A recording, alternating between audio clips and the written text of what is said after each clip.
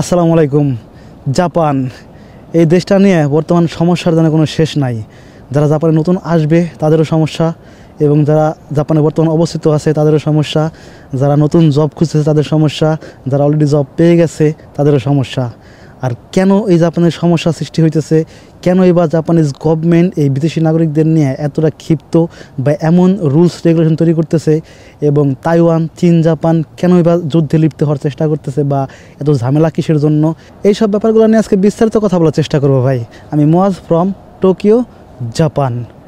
So জাপানে না মূলত কিছু কাহিনী করতেছে, যেই কাহিনীর সূত্রপাত ধরে হচ্ছে জাপানে বর্তমান এই অবস্থা, বিদেশি নাগরিকদের উপরে এই অবস্থা। দেখো ভাই, বিদেশি নাগরিকদের উপরে পৃথিবীর আরও অন্য যে দেশগুলো আছে বড় বড়, তারাও কিন্তু তোমার এরকম মিছিল মিটিং করতেছে যে বিদেশি ইমিগ্রেন্টগুলোকে বের করো, এদের জন্য সমস্যা হইতেছে বা এই সেই হইতেছে। ঠিক আছে ভাই, তাদের কথা আমি মানলাম যে না, আমাদের দেশে জনসংখ্যা অনেক বেশি, আমাদের কাজ করার মতো লোকের অভাব নাই। সো বিদেশি ইমিগ্রেন্ট ঢোকার পরে ওরা এই অকারেন্সগুলো করতেছে, যার জন্য আমাদের এগুলো দরকার নাই, তোমরা ভাই চলে যাও তোমাদের দেশে, আমরা আমাদের মতো শান্তিতে থাকি। কিন্তু জাপান তো এমন না ভাই। জাপান কেন এগুলো করতেছে? জাপানে তো কাজ করার লোক নাই, জাপানের নিজস্ব জনসংখ্যাই কম।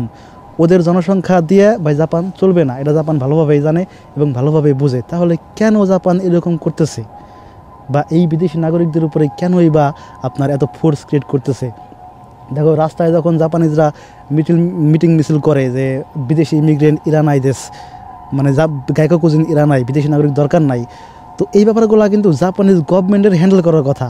যে কেন ইরানাই, ওরা তো এখানে এসে জব করতেছে, ওরা এখানে এসে আমাদের দেশেই ওরা ভালো সব কিছু করতেছে, আমাদের ওরা সাহায্য করতেছে জব করে। তাহলে ভাই কেন তোমরা যেগুলো বলতেছো? ওদের ভিতরেই কিন্তু ভাই যারা নেতা পেতে আছে তাদের ডাইকে কিন্তু এগুলো ওরা বোঝানোর কথা যে না, ওরা তো ঠিকই আছে, ওদের তো সমস্যা নাই। কিন্তু ব্যাপারগুলো হচ্ছে ভাই, অন্যান্য দেশের মতো জাপানেও আপনার বিদেশি নাগরিকের যে অকারেন্সগুলো আছে এগুলো তো আছেই। এগুলা কিন্তু একসাথে যখন অনেকগুলো মানুষ আসবে তখন ভাই এই ব্যাপারগুলো হবে, এটা স্বাভাবিক। ঠিক আছে, এইসব অকারেন্স, খুন খারাপের যে একটা, তারপরে আপনার গ্যাদারিং একটু হবে, এগুলো স্বাভাবিক। কিন্তু এগুলোর ঊর্ধ্বে হয়েছে ভাই দেশের ভবিষ্যৎ, দেশের জনসংখ্যা, দেশের জিডিপি, সব কিছু এগুলোর ঊর্ধ্বে। এই সব কিছু মাইনে নিয়ে এগুলো মেনটেন করে সব কিছু করতে হবে। কিন্তু জাপানের সমস্যাটা কোথায়? জাপান যেই উদ্দেশ্যে লোকগুলো জাপানে আনতেছে, জাপানের সেই উদ্দেশ্যটা পূরণ হইতেছে না। এটা হচ্ছে ভাই জাপানের মেন একটা সমস্যা। আপনি একজন ইঞ্জিনিয়ার হয়ে জাপানে আসবেন, আপনি যে দেশ থেকে আসেন, হইতে পারে বাংলাদেশ, হইতে পারে Nepal, India, Bhutan, Myanmar, Uzbekistan, Kazakhstan, Pakistan, যেখান থেকে আসেন ভাই, আপনি আসতেছেন একটা ইঞ্জিনিয়ার হয়ে। আপনি এখানে এসে ধরেন যে অন্য কোনো কাজ করতেছেন, আপনি আসছেন কিন্তু ইঞ্জিনিয়ার হিসাবে। আপনি একজন ইঞ্জিনিয়ার, আপনি জাপানে আসবেন, ইঞ্জিনিয়ারিং আপনার যে সেক্টর আছে আপনি সেইখানে জব করবেন, আপনি সেখান থেকে আপনার নিজের বেস্টটা দিয়ে জাপানকে আগায় নেবেন, এরা জাপান চায়। কিন্তু আপনি জব করতেছেন অন্য জায়গায়, বা আমি ওই ব্যাপারটা পারতেছি না, আমি ভুয়া ডকুমেন্ট দেখায় আমি এখানে আসছি, আমি ওই কাজটা করতেছি না।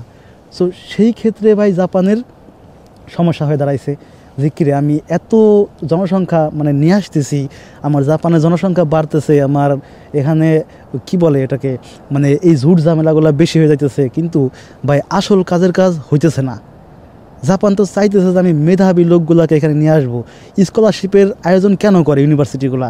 যেন গরিব বা যাদের টাকা পয়সা নাই বা মেধাবী ছাত্রগুলা আপনার কোনোরকম হেজিটেশন ছাড়া ওরা এখানে স্টাডি করতে পারে, কোনোরকম টাকা পয়সার ঝামেলা যেন ওদের মাথায় না আসে, ওরা পড়ুক, ওরা আরামসে পড়ুক এবং ভালো কিছু হয়ে যাক। যেমন আমি কয়েকদিন আগে টোকিও ইউনিভার্সিটি গেছিলাম, ওইখানে কিন্তু ভাই যারা পড়ে তারা আগামী দিনে জাপানের ভবিষ্যৎ। যেমন আমাদের ঢাকা ইউনিভার্সিটি বা বড় বড় নেতা যারা বেরোয়, তারা কিন্তু দেখবেন যে ওইখান থেকে যারা বেরোয় তারা কিন্তু মোটামুটি ভালো লেভেলের মানুষজনই বেরোয়, ভালো মেধাবী মানুষজন এখান থেকে বেরোয়। সো তো ওটা দিয়ে গেছিলাম না, দেখছেন ভিডিও। ওইখানে জাপানে জিজ্ঞাসা করলে যে করে কারা নিহন সুসুমেরু, নিহন জাপান কন্টিনিউ করবে, এমন মানুষজন এখানে স্টাডি করে। সো বুঝতেছেন ব্যাপারটা, জাপানের মেন সমস্যা হয়ে দাঁড়াইছে বা এখানেই যে কি আমার এখানে নামবিন বাড়তেছে, কি বলে নামবিনের কি রিফিউজি বাড়তেছে, তারপরে আপনার জব বেসার ইমিগ্রেন্ট বাড়তেছে, স্টুডেন্ট বাড়তেছে। স্টুডেন্ট নিয়ে জাপানের মাথা ব্যথা একটু কমই, কারণ যারা আপনার জাপানের টকসমকস করতেছে দেখবেন ওরা কিন্তু এইগুলো নিয়ে কথা একটু কমই বলে, স্টুডেন্ট নিয়ে কথা কমই বলে। কারণ হচ্ছে স্টুডেন্টদের চান তো সব কিছু হারানা কিয়া, ওরা গাকুর যে টাকাটা আছে, গাকুর ফিস, ওইটা ভাই ঠিকমতো দিতেছে। তারপরে আপনার ইন্স্যুরেন্স কভার না করলে পরে আপনি নেক্সট ইয়ারে ভিসা পাইতেছেন না, এগুলো তো আগে থেকেই। এগুলো তো নতুন নিয়ম না, আগে থেকেই একটু মানে ছাড় ছিল, এখন ওরা বলতেছে আমরা ছাড় দিব না, এই হচ্ছে ভাই ব্যাপার, ঠিক আছে মূলত। সো জাপানের যে মানে চাহিদা, ওই চাহিদাগুলো পূরণ হইতেছে না, যার কারণে জাপান এরকম করতেছে। জাপানে আবার আপনার ট্যুরিস্টের যে ব্যাপারগুলো আছে, ট্যুরিস্ট হিসেবে আইসে তারপরে হচ্ছে জাপানে থাইকে যাওয়ার চেষ্টা করতেছে, এগুলো তো জাপানের চোখে পড়তেছে। কারণ ওদের জাপানের যে প্রযুক্তি ভাই, ওদের ইমিগ্রেশন থেকে কয়জন আসলো, ইমিগ্রেশন কয়জন পার করলো, বা কয়জন আবার ব্যাক আপ চলে গেল, মানে ব্যাক চলে গেলো, এই ব্যাপারগুলো কিন্তু ওরা জানে সব কিছু। আমি কী করতেছি না করতেছি জাস্ট আমার একটা নাম্বার দিয়ে ওরা বের করতে পারবে, মাঝে দিয়ে হন্তনি শুধু আমার নাম্বারটা হলে পরে ওরা বের করতে পারবে আমি কোথায় থাকি, কী করি না করি, কী মানে আমার কী অবস্থা, আমি কোথায় জব করতেছি, কী করতেছি না করতেছি, সব A to Z ওরা বের করতে পারবে।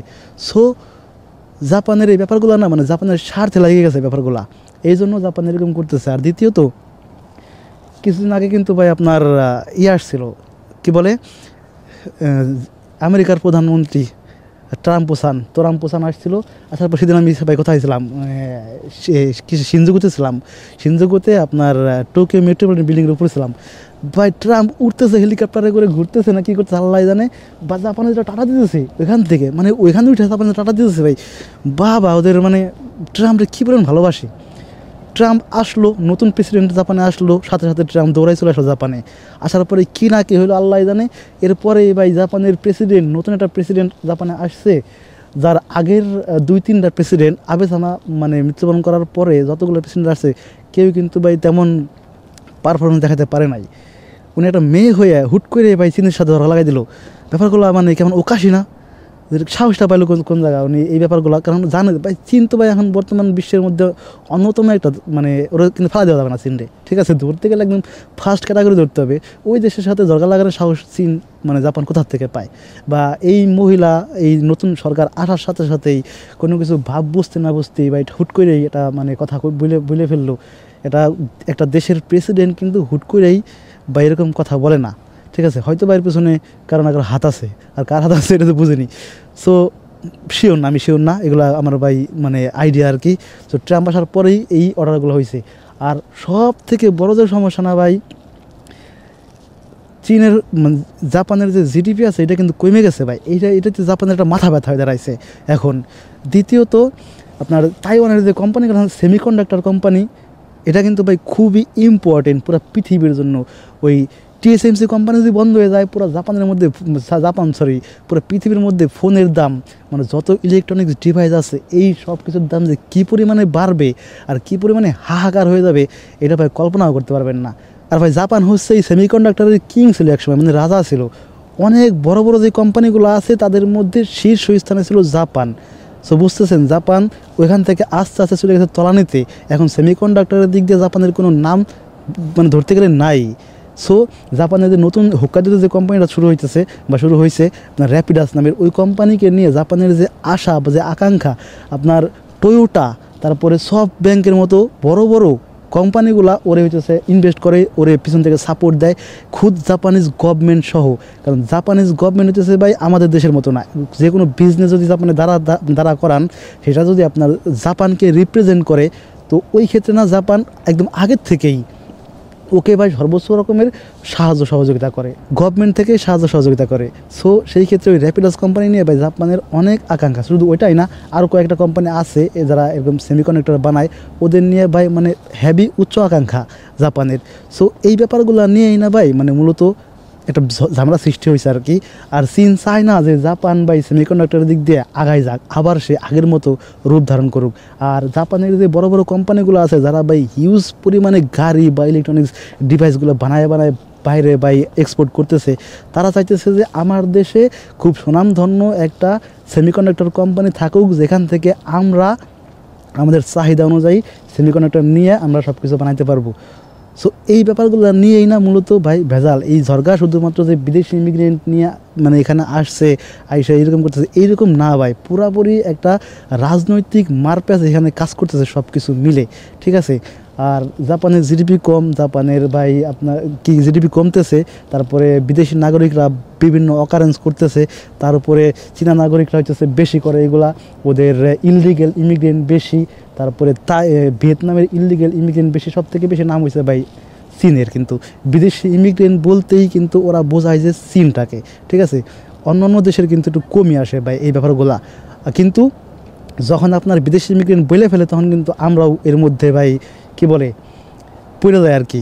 আর জাপানে কিন্তু শুধুমাত্র আমাদের মতো এই স্টুডেন্ট বা এই জব ভিসা টব ভিসা করার জন্য লোকজন আসে না, ঠিক আছে। বড় বড় এরাই হিত যারা আছে বা আপনার অ্যাম্বাসির যে লোকজনগুলো আছে, অ্যাম্বাসিডররা থাকে, তারপরে অন্য ভাই ভিআইপি লোকজনও এখানে আসে। তো একটা অ্যাম্বাসিডরের মুখের কথা কিন্তু অনেক দাম। সে একটা কথা হুট করে বলে ফেলে ঝগড়া লাগতে পারে, আবার তার একটা কথার জন্য কিন্তু ঝগড়া মিটতে পারে, ঠিক আছে। এই ব্যাপারগুলো তার উপরে আবার কিছুদিন আগে চীন কী করছে ভাই, জাপানের যে এরা হিত আপনার সম্মেলনে, জাপান তো এমনিই আপনার 45 ডিগ্রি মাথা নিচে করে যে কোনো সময়, মানে ভদ্রতার ক্ষেত্রে এটা ওদের আতারি মায়ের জিনিস, একদম ন্যাচারাল জিনিস। সো উনি কী করছে ভাই, এরকম মিটিং শেষ করে মাথা একদম নিচে করে ফেলছে, সাহায্য দিছে যে ঠিক আছে ইউরোস কোনে গাই সীমাস টিমাস বইলে বা আরিগাতো কথা বলে মাথা নিচে করছে। আর জাপান চীনের যেটা ছিল এটা ভাই পকেটে এরকম হাত দিয়ে আপনার দাঁড়ায় আছে, ওইটা নিয়ে বিশাল টল হয়ে গেছে যে জাপান মাথা মতো করে ফেলছে, এই সেই কাহিনী, মানে বিশাল টল। আচ্ছা যাই হোক, এইগুলা ব্যাপার না, এগুলা মানে হইতেই থাকে।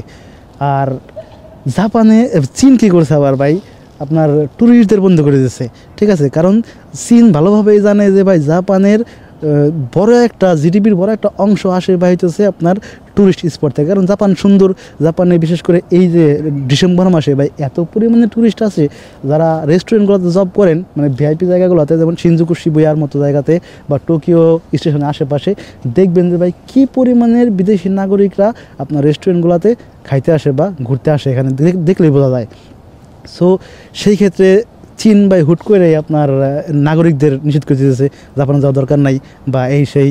সো মানে ধস নামানোর চেষ্টা করতেছে আর কি, ঠিক আছে। সব কিছু মিলে ভাই ঝামেলাটা চলতেছে। কিন্তু জাপান সরকার কেন যে হুট করে এই সিদ্ধান্ত নিল যে আপনার ভিসা রিনিউ করতে এত টাকা পয়সা মানে আরও বেশি ইয়েন বাড়াই দিল, শুনছি নাকি 40,000 ইয়েন করবে, 30,000 ইয়েন করবে, 1 লাখ ইয়েনের প্রস্তাব করতেছিল, এরকম এখনও ভাই সঠিক মানে কোনো কিছু হয় নাই। সো হওয়ার কথা চলতেছে, বাট বাড়বে মনে হয়, বাড়বে। একবার যদি বলে ফেলতে তাহলে বাড়তেই পারে।